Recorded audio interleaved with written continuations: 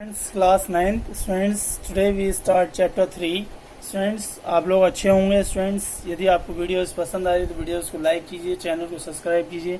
Channel name chemistry learning with Rahul Gupta and I am Rahul Gupta your science expert. Students let's start the videos. Just take the pen and notebook and note down continuously. आप लोग pen ले लीजिए, copy ले लीजिए और hand to hand अपना chapter note down करते जाइए, समझते जाइए. यदि फिर भी आपकी कोई प्रॉब्लम हो तो आप उसमें कमेंट्स में जरूर लिखें. वीडियोस को लाइक जरूर करें यदि वीडियोस आपको अच्छी लगे तो. ओके स्टूडेंट्स, तो आज हम बात करेंगे एटम और मॉलिक्यूल्स. ये आपका चैप्टर 3 है क्लास 9. देखिए हमने बहुत सारे कंपाउंड्स, मिक्सचर, कॉलॉइड, सस्पेंशन और बहुत सारे चीज़ों के बारे में हमने पढ़ा केमिस्ट्री में. अब इसमें हम बात करेंगे जो आपके कंपाउंड्स या एलिमेंट्स या आपके जो भी मिक्सचर वगैरह होते हैं वो किन चीज़ों से मिलकर बनते हैं. स्टूडेंट्स यदि हम बात करें चैप्टर की तो देखिए एटम और मॉलिक्यूल से मिलकर बना होता है. सबसे पहले हम टॉपिक की बात कर लेते हैं. कौन कौन से टॉपिक कवर करेंगे. Law of chemical combination, atom, atomic mass, atomic symbol, molecule, compound, atom, ion, valency and radicals, chemical formulae, molecular mass and formula mass, mass percentage, mole concept. So students हम बात कर रहे थे first topic chemical reaction की. Students chemical reaction वो reaction होती है जिसमें दो या उससे ज्यादा सब्सटेंस एक दूसरे से रिएक्शन करने के बाद प्रोडक्ट फॉर्म करते हैं. केमिकल रिएक्शन में दो चीजें आपकी होती हैं, एक होता है रिएक्टेंट और दूसरा होता है प्रोडक्ट. रिएक्टेंट वो होता है जिसे आप यूज कर रहे होते हैं, यानी कि जिनके बीच में आप रिएक्शन करा रहे होते हैं, और प्रोडक्ट वो होता है जो आपको रिएक्शन होने के बाद यानी कि दो सब्सटेंस से मिलकर या वो ब्रेक होकर नए प्रोडक्ट फॉर्म करें, यानी नए सब्सटेंस बनाए.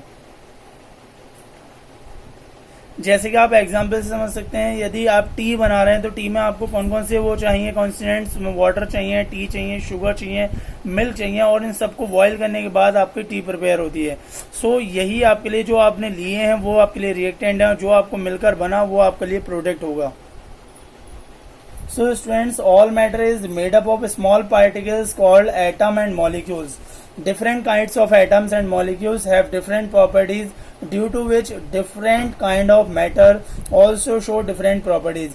जितने भी आपके मैटर्स बने होते हैं वो सब एटम और मॉलिक्यूल से मिलकर बने होते हैं, और हर एक अलग अलग टाइप के मैटर्स के एटम और मॉलिक्यूल अलग अलग प्रॉपर्टीज रिप्रेजेंट करते हैं. ठीक है स्टूडेंट्स, चलिए स्टूडेंट्स आगे बात करते हैं हम second topic law of chemical combination की बात में. देखिए स्टूडेंट्स हमारी केमिस्ट्री को समझने के लिए जो साइंटिस्ट थे, जो केमिस्ट थे, उन्होंने तीन इंपॉर्टेंट लॉ दिए थे जो केमिकल कॉम्बिनेशन कहलाते थे, जिसमें कि हम बात करेंगे first law, law of conversion of mass, law of constant proportion, law of multiple proportion.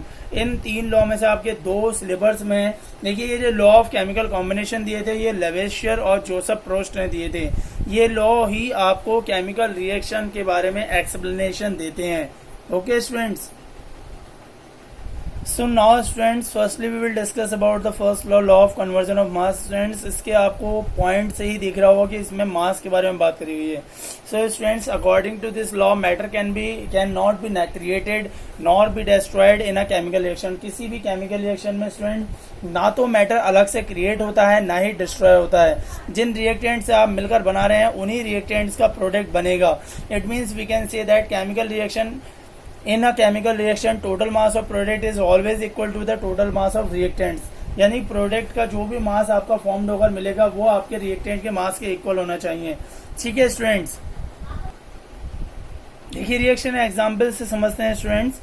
2H2 plus O2 is equal to 2H2O. जो शुरू में 2H2 और O2 है ये रिएक्टेंट है, जो आपका 2H2O बना है वो प्रोडक्ट है.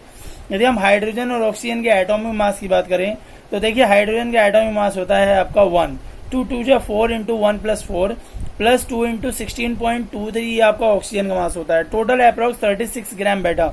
ऐसी वाटर की मास की बात करें तो वाटर का मास होता है 18. 2 मॉलिक्यूल्स हैं इस तरीके से 36 ग्राम, यानी कि जितना आपने रिएक्टेंट लिया था उतना ही प्रोडक्ट फॉर्म हो गया. 36 ग्राम आपने रिएक्टेंट लिया था और 36 ग्राम ही आपका प्रोडक्ट फॉर्म हो गया.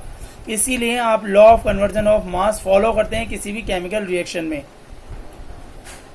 चलिए स्टूडेंट्स आगे बात करते हैं लॉ ऑफ कांस्टेंट प्रोपोर्शन. देखिए दूसरा लॉ है ये आपका, ये जोसेफ प्रोस्ट ने दिया था आपका 1779 में. So in a pure chemical compound some elements are present in definite proportion by mass and chemical volume irrespective of the method of preparation. इस आपका लॉ क्या कह रहा है कि इसमें जितने भी आपके एलिमेंट्स होते हैं वो किसी भी कंपाउंड में मास के रिस्पेक्ट में या वॉल्यूम के रिस्पेक्ट में एक डेफिनेट प्रोपोर्शन यानी कि एक डेफिनेट रेशियो में रहते हैं। लाइक हम वाटर की बात करें, H2O की बात करें, तो H2O में आपके 2 हाइड्रोजन मॉलिक्यूल होते हैं, एक ऑक्सीजन मॉलिक्यूल होता है। इस तरीके से हम हाइड्रोजन और ऑक्सीजन के यदि मास के बेस पर रेशियो निकालें तो उसका जो रेशियो होता है वो होता है 1:8 का।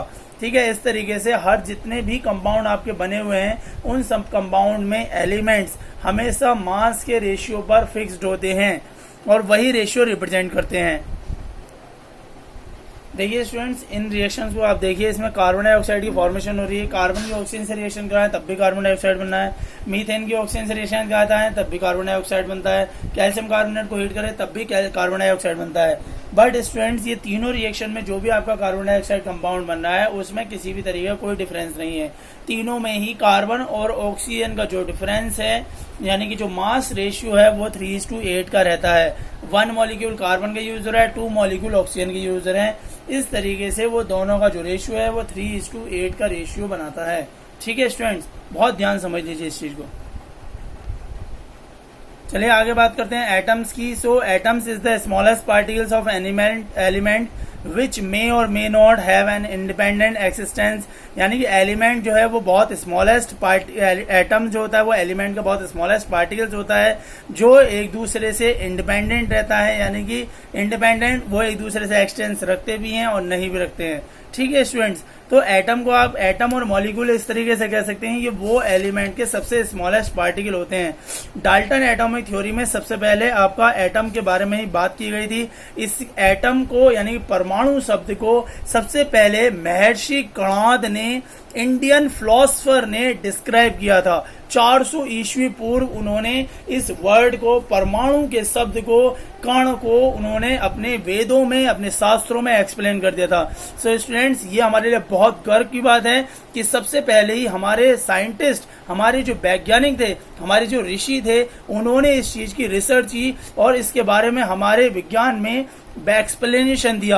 और इसी चीज को देखते हुए बाहर के विदेशी वैज्ञानिकों ने इस पर अपना डिस्क्रिप्शन दिया। हमें अपने जो ऋषि हैं, मुनि हैं, महर्षि हैं, उनका हमेशा योगदान को, हमेशा उनके लिए आभार प्रकट करना चाहिए।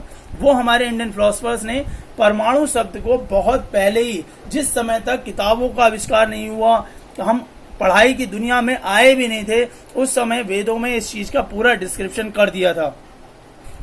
सो स्टूडेंट्स, यदि हम एटम की बात करें तो एटम जो है वो साइज में बहुत बहुत बहुत स्मॉल होता है, बहुत छोटा होता है। उसका जो साइज होता है वो मेजर्ड यदि हम करें यूनिट में तो वो नैनोमीटर में होता है। 1 नैनोमीटर इक्वल टू 10⁻⁹ मीटर होता है। हम हाइड्रोजन की बात करें तो हाइड्रोजन सारे एलिमेंट्सों में सबसे स्मॉलेस्ट पार्टिकल है, उसका साइज सबसे छोटा होता है। इसका साइज केवल 10⁻⁻10 नैनोमीटर होता है। आगे बात करते हैं। देखिए, एटम्स जो हैं वो सिंबल्स से रिप्रेजेंट किए जाते हैं और इस सिंबल्स को बर्जीलियस ने एक्सप्लेन किया था। अब हम बात करेंगे एटम्स किस तरीके से सिंबल्स से रिप्रेजेंट किए जाते हैं। देखिए स्टूडेंट्स, हम कुछ एलिमेंट्स को देख लेते हैं। जैसे लिथियम है Li से रिप्रेजेंट किया था, सोडियम Na से, पोटेशियम K से, हाइड्रोजन S से। तो कुछ एलिमेंट्स तो ऐसे हैं जो उन्हीं में प्रेजेंट सिंबल से यूज किया रहे हैं, यानी अल्फाबेट से यूज किया रहे हैं, और कुछ एलिमेंट्स ऐसे हैं जिनको अलग सिंबल से रिप्रेजेंट किया जाता है। तो इसकी असली वजह आप जानिए यहाँ पर कि ये क्यों अलग अलग ऐसे सिंबल से रिप्रेजेंट किए जाते हैं। स्टूडेंट्स, एटम और सिंबल के जितने भी नाम है हमारे, वो नॉर्मली लैटिन लैंग्वेज से लिए गए हैं जो IUPAC ने अप्रूव्ड की है। उस लैंग्वेज से इन एलिमेंट्स के नामों को सिंबल्स दिया गया है। IUPAC है international union for applied and pure chemistry.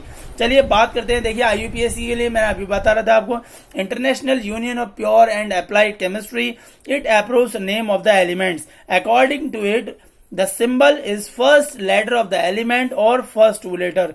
Normally जो सिंबल्स होते हैं वो एक एलिमेंट्स या 2 एलिमेंट्स के साथ यूज किए जाते हैं, यानी उन्हीं सिंबल्स को रिप्रेजेंट किया जाता है।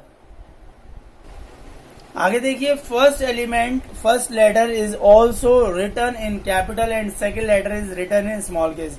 जब भी आप किसी भी एलिमेंट का सिंबल रिप्रेजेंट करते हैं तो उसमें पहला अल्फाबेट जो होगा वो कैपिटल लेटर में लिखना है, दूसरा अल्फाबेट आपको स्मॉल लेटर में लिखना है।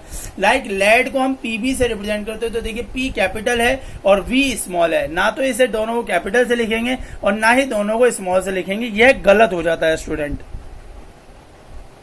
अब देखिए स्टूडेंट्स, सोडियम जो होता है उसे हम Na से रिप्रेजेंट करते हैं। अब Na आया कहां से, ये बात ध्यान देनी है। सोडियम को स्टूडेंट्स लैटिन लैंग्वेज में नेट्रिनियम कहते हैं। नेट्रियम का Na जो है वो पहले दो वर्ड है, इसीलिए इसे Na यूज करते हैं। पोटेशियम की बात करते हैं उसे कैलियम कहते हैं, इसीलिए उसे K यूज करते हैं। तो स्टूडेंट्स ये कुछ सिंबल्स हैं जो लैटिन लैंग्वेज के थ्रू आपके एक्सप्लेन किए जाते हैं। जितने भी IUPAC अप्रूव करती है वो सब आपके लैटिन लैंग्वेज पर बेस अप्रूव करती है। स्टूडेंट्स वीडियो पसंद आए तो वीडियोस को लाइक किया करो, आपकी यही टीचर्स के लिए बहुत वो है कि आप वीडियोस को लाइक करें, अपने दोस्तों के साथ शेयर करें और चैनल जरूर सब्सक्राइब करें। चैनल का नेम तो आपको पता ही है, chemistry learning with Rahul Gupta, और आपको स्टूडेंट्स पता ही है कि मेरा नाम क्या है। मैं राहुल गुप्ता आपके लिए एक्सप्लेनेशन पूरे चैप्टर का देता हूँ। Okay, Latin name of few elements, कुछ लैटिन नेम देख लेते हैं, जैसे एंटीमनी Sb, स्टिबियम कहते हैं, copper Cu, cuprium, gold Au, aurum, iron Fe, ferrium, lead Fv, plumbum और मरकरी Hg, हाइड्रोगम। इसलिए ये वर्ड जो आते हैं वे लैटिन लैंग्वेज से आपके आ रहे हैं। कुछ और स्टूडेंट्स ये और नोट कर लीजिएगा, potassium, silver, sodium, tin, tungsten के, ये बहुत आपके लिए जरूरी है, आपको पता होना चाहिए कि कहां से इनके नेम कैसे रिप्रेजेंट होते हैं। चलिए स्टूडेंट्स अगली टर्म की बात करते हैं, atomic mass of the element. Students ये आपको पता होना चाहिए, किसी भी एलिमेंट का जो मास होता है वो एटम्स पर डिपेंड करता है, यानी कि उसकी न्यूक्लियस पर डिपेंड करता है, क्योंकि न्यूक्लियस में होता है प्रोटॉन और न्यूट्रॉन। तो we can say that absolute atomic mass of atom can't be measured but relative atomic mass can be known. हम स्टूडेंट्स कभी भी एब्सोल्यूट एटॉमिक मास कैलकुलेट नहीं कर सकते एटम का, केवल रिलेटिव एटॉमिक मास कैलकुलेट करते हैं। और क्योंकि उसके अंदर जो न्यूक्लियस होता है, न्यूक्लियस के अंदर आपके प्रोटॉन और न्यूट्रॉन होता है, इलेक्ट्रॉन केवल आउटर स्पेस में रोटेशन करता है न्यूक्लियस के चारों ओर। So students, relative atomic mass of an atom of element is defined as average relative mass of an atom as compared to atom of 12C6 taken as 12U। Students आपको पता है कि carbon का atomic weight जो होता है वो 12 होता है और कार्बन को बहुत पहले ही रिकॉग्नाइज कर लिया गया था और उसी के बेस पर एटॉमिक मास को डिफाइन किया गया। Atomic mass unit equal to 1/12 the mass of the carbon 12 atom. So we can definite atomic mass as the number of times an atom of helium He element is heavier than 1/12 of carbon atom. He यानी helium atom को इसमें बताया गया है कि उसका जो atom है वो कार्बन का 1/12 मास होता है। ठीक है स्टूडेंट्स, हाइड्रोजन के 3 आइसोटॉप्स होते हैं, 1H1, 1H2, 1H3, प्रोटीनियम, deuterium, titanium, इसे भी नोट कर लीजिएगा। और हाइड्रोजन का जो मास होता है वो 1.003 U होता है। चलिए आगे बात करते हैं मॉलिक्यूल के बारे में, ये सेकेंड टर्म है आपकी इसमें।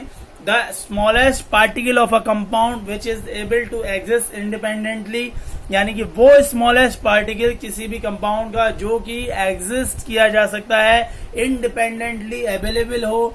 सो some elements exist as diatomic, triatomic. कुछ मॉलिक्यूल्स ऐसे होते हैं एलिमेंट्स जो डायएटॉमिक या ट्राइएटॉमिक या टेट्राएटॉमिक या पॉलीएटॉमिक मॉलिक्यूल रिप्रेजेंट करते हैं। जैसे कि एग्जांपल डायएटॉमिक H2 है, आपका O2 है, Fe2 है, Fe है 2, सॉरी F2 है, Cl2 है, Br2 है, बहुत सारे हैं।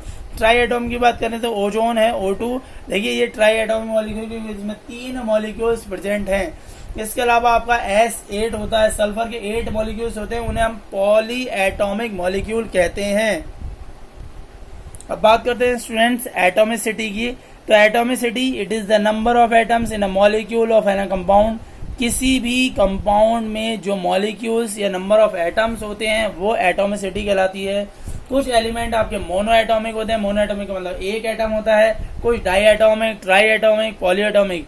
जो एक एलिमेंट एक एटम से मिलकर बनता है वो मोनो होता है, जिसमें 2 ये होते हैं वो डाई होता है। जिसमें 3 होते हैं, ट्राई होते हैं, यदि 3 से ज्यादा होते हैं तो उसे हम बोलते हैं पॉली एटॉमिक मॉलिक्यूल। ये एटॉमिसिटी रिप्रेजेंट करते हैं, यानी कि किसी भी मॉलिक्यूल में कितने नंबर ऑफ एटम्स प्रेजेंट हैं, ये उसको डिस्क्राइब कर रहे हैं।